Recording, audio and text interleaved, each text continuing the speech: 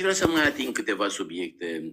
Unul dintre ele este, din păcate, spun din păcate pentru că la momentul când am vrut să iau niște decizii și am spus în cadrul partidului, eram membru al PSD-ului, că trebuie să scăpăm de Viorel Hrebenciuc, unii erau de acord, alții nu erau de acord. Vă pot spune că acest domn Viorel Hrebenciuc a nenorocit partidul de 35 de ani.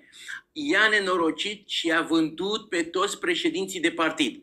I-a păcălit și i-a băgat în toate combinațiile. Ca atare, ultimul cu care îl bagă în combinație pe domnul Becali este, evident,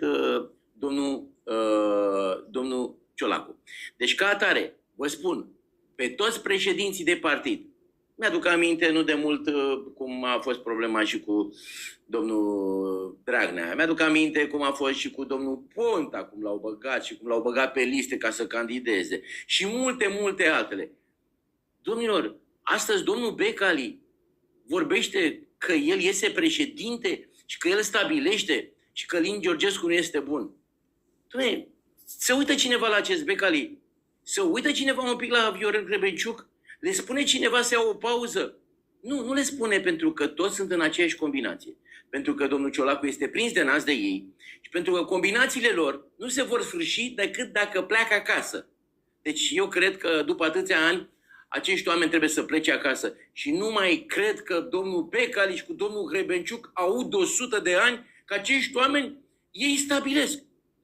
Da, din păcate, domnul Simion, care e un tânăr și care putea să fie o speranță pentru România, din cauza banilor, din păcate, a intrat cu domnul Becali în combinație.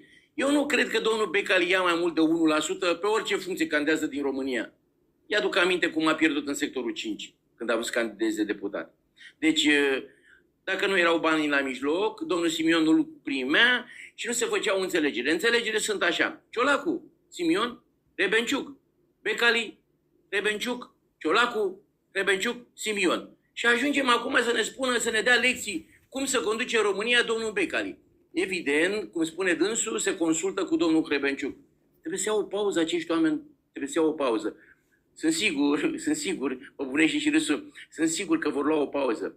Oameni buni, ăștia nu mai au ce să mai caute pe nicio televiziune, pe niciun crol, pe nimic. Din păcate, prin prisma unor aranjamente, mai apar acești oameni.